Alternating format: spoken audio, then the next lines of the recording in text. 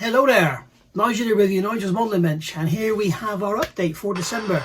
Yes, it's nearly the end of the year, so you know what that means? We might get a Christmas build, we shall see. We will definitely get an end of year roundup with the videos I've done and favourite kits and this, that and the other, and all that good stuff. So yeah, December roundup, I want to start a massive thank you. You guys are piling on in your droves and becoming subscribers to the channel. A couple of new Patreons come along, which is very good of you. Thank you very much. It's much appreciated in these times of great expense. And also some of the comments you've been making, so kind. I've been asking for advice and you've been coming up with advice with photographs, and absolutely brilliant. And you know, as a scale modeler who likes plastic kits, now is a great time to be alive, isn't it? As you'll know, at the moment I'm building this 109 from Airfix in 24 scale, and I'm absolutely loving it. I think it's my favourite kit I've ever built. So currently working on the cockpit, currently filming part 8, so that probably won't go out today being Tuesday the 2nd of December 2025, but it should be going out tomorrow, Wednesday the 3rd of December. Did I just say September? Wednesday the 3rd of December 2025. First of all, if you remember, if you're watching my 109 build, you will know that towards the end of last week, Tiger Hobbies came up with an offer. tigerhobbies.co.uk, go and have a look. I'll put a link in the description down below. They came up with an offer whereby you could put a code in and you could get the Spitfire, the 109, delivered for £80.99 to your door on mainland UK. So yeah, that was an absolutely brilliant deal. £80.99. Well, the good news is he's got some more. So, but he's only got, I think he's only got 14 or 15. So basically, yeah, you need to, if you want to go and get one of that, when you get to checkout, in the discount code TEL25. It's a code he used for Telford. Just put that code in. It's just the code that's available. It doesn't relate to anything. It's not 25% off or anything like that. It's just TEL25. Use that code and that will get you that kit delivered for £80.99. Dottie, leave me alone, darling. Good girl. You can also use that code as soon as it comes in. We're talking about probably by Wednesday, he will have the brand new Revell 1/32 scale Meteor in. So you can use that code TEL25 on that as well, and that will get you that one. Now that's the super kit. It's the kit with the book. It's got a poster in, I'm not sure. Go and have a look at the website and you'll see. But it's definitely got a book, and it's definitely got masks, and it's definitely got photo etch, and the photo etch is Edward. So yeah, it looks like a bargain. £89.09 delivered if you use the code TEL25. So there you go, it's a bargain. Also, you will know that a couple of days ago I did a review of a beautiful poster sent to me kindly by Peter over at Airscale, and it's the box art of his latest release, which is a car door Typhoon, which is absolutely beautiful. You can go and buy one for £25 plus postage on his website. Again, if I think of it, I'll put a link in the description down below. If I do forget, go back and look at the review. It was only 5, 6, 7 videos ago in the list of my videos. It's a picture of a Typhoon. Go and have a look on there, and there's a link where you can go to get that. So that kit's going to be out around about February time. If you remember the Defiant, which I still need to get back on the bench, which I promise I will in the next few days, that kit was totally 3D printed. And I think big panels 3D printed is not such a great idea. So I think for that reason, Peter has gone down the, well, I think for that reason, it's just my opinion, he's gone down the injection molded route with the Typhoon. So the actual main aircraft, the wings, fuselage and everything is going to be injection molded, and then everything else will be super detailed 3D printed. So it'll be much like buying a plastic kit and then adding all the aftermarket 3D printed stuff to it. So it'll be very nice. And that kit is going to be £265. The reason, you might be saying, oh my God, that sounds expensive. The reason for it is it's short run. So obviously, you know, like we know with this BF 109, because I showed you on the side of the box, in its first batch, Airfix had 11,260 kits made.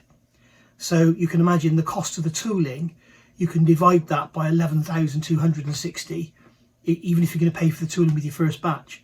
So, you know, it's peanuts in the scheme of things, whereas with Peter it would probably be like 1,000 kits, so he's got to divide his tooling into 1,000, so it's his tooling costs into 1,000 kits, so it's that's the difference with short run stuff, and that's why it sometimes appears quite expensive.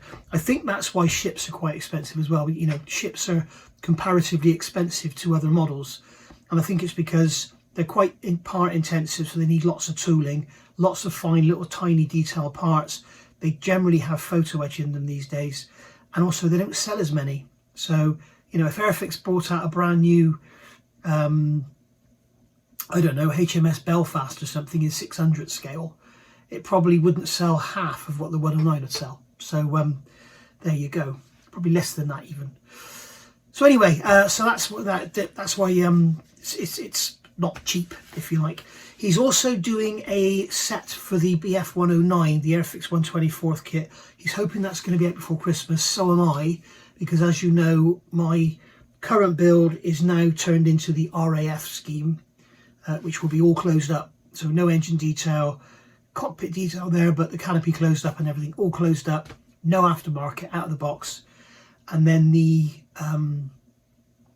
other kit I've got here, which I've built the nice engine for that you've probably seen, that's going to give the US Army Air Force version, and that will be with an airscale cockpit in it. So I'm probably going to do some modifications with the undercarriage legs. We'll see what I do there, because I'm not over the moon about the way Airfix have designed them. So keep posted. I'm not going to be using any aftermarket. I'm going to use the plastic parts, but I may change the assembly sequence a bit. We shall see. Well, I will change the assembly sequence quite a bit. You will see. Okay, so what else is going on? As you know, the Pocher Pagani is done. They sent me a message and I told you all about an aftermarket kit for it or something to sort it out. I'm not applying for it. I don't really want it.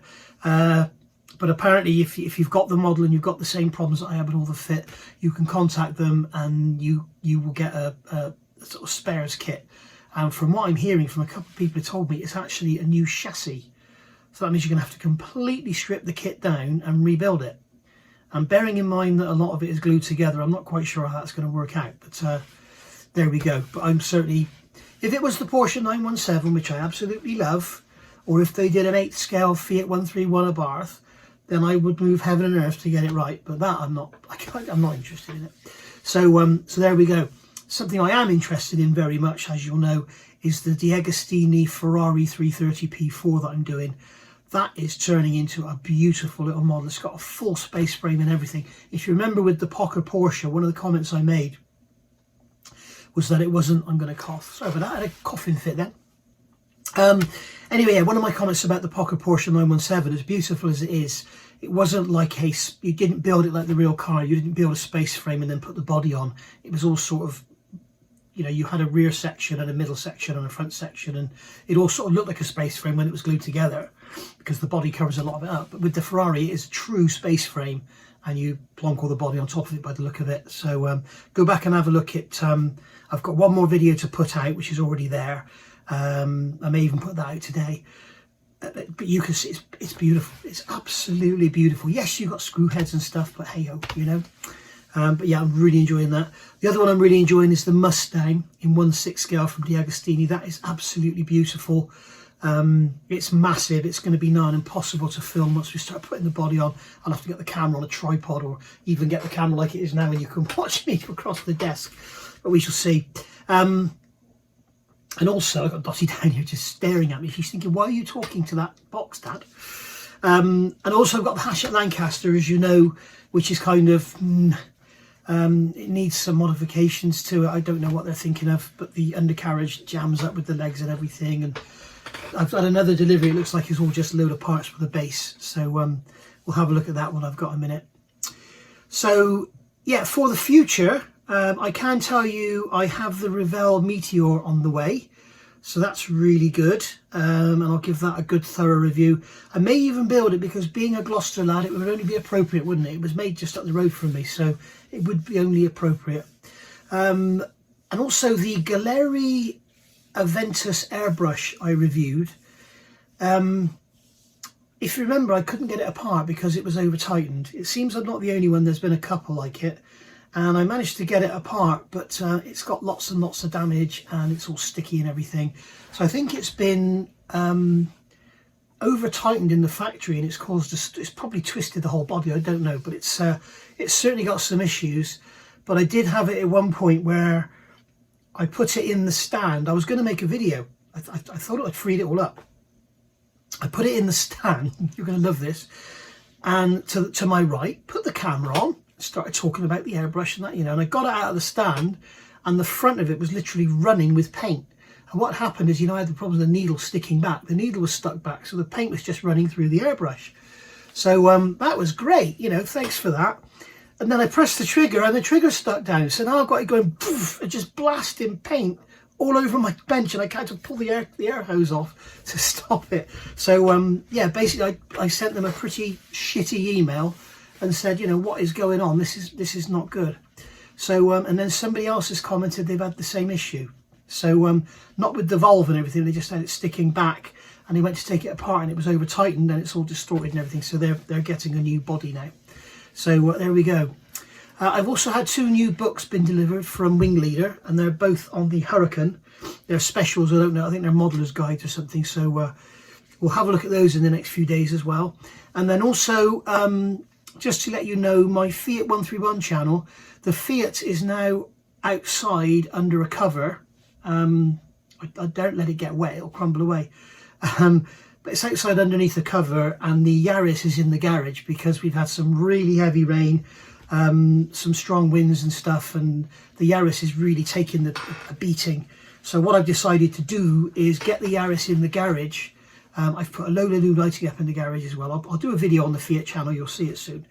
And I'm going to give the Yaris a good old proper, you know, 3-4 coats of wax and a good clean right through. So the trouble is, when you have cars stood and they're outside, they tend to develop cobwebs and moss. You know, you get moss in the bottom of the windows, you get cobwebs under the bonnet. I even had a cobweb inside the car. You know, tiny little spiders on there. So she's in the garage now and enjoying life, and Fiat's out on the drive suffering. So but it's got a cover on it. So and I've realised there's a purpose for those horrible ugly backlights on the Series 3131. The cover yesterday in the 39-40 mile an hour winds we had, it lifted up on the back, but those great big huge boxes that are stuck to the back that are disgusting, they caught the edge of the car cover, so it stopped it blowing all the way up. So that was pretty good. So they do have a purpose in life, even though they are the ugliest thing on the planet. And if you're watching James to Boldly Go and Hobby Time, your parcels are here, packaged, ready to go. I'm going to send them tomorrow, if not later today. So you should get those in 2 or 3 days. So yeah, keep your eye out for the postman. You'll be pleased with those. So yeah, as I say, massive thank you to you all. Nearly 33,000 subs now. New patrons coming on board. It's absolutely incredible. And last month, November, because I logged the subscriber count daily. As you know, it's been very erratic lately. It's some really strange goings on. But November was my highest number of new subs for the whole of the year. So thank you for that. That's really good. Let's hope we can beat it in December and get to 33,000. We're 100 away. Well, by now we're probably less than 100 away. But this BF 109 has certainly attracted quite a few of you. But and I'm loving it, and it's going to get finished, don't you worry. And the second one will get done as well. So, and now with the weather closing in and the nights closing in and all that, we'll have more bench time. It was funny actually, if you have an iPhone and you have the health app, I often look on there to see the steps after I've taken Dottie out. Sometimes we do like 9,000 steps. It's incredible. But I looked yesterday and I noticed it had calorie counter, and it said your calorie count is 90. Your calorie burning or something is 19% less than it has been previously. And I looked, and it's when I've been out in the garage working and everything on the Fiat and cutting and grinding and all that. And now that I'm sat at the bench, I'm burning 19% less calories. So I've got to eat at least 19% less calories just to retain my weight, because I have been losing weight because I want to lose weight. And I've actually lost nearly 13 kilos now. So since about May, I think. So it's going well. And the thing is to do, lose it slowly. Don't just get rid of it because it comes straight back on. So there we go. So any questions, any comments, or any, pop them down below.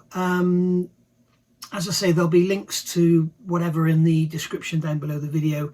And right now you will see a list of your names, all the people who kindly donate to the channel, and from Facebook, and not Facebook, from PayPal was the word I was looking for, and Patreon. So yeah, thank you very, very much. It is much appreciated, especially in these hard times.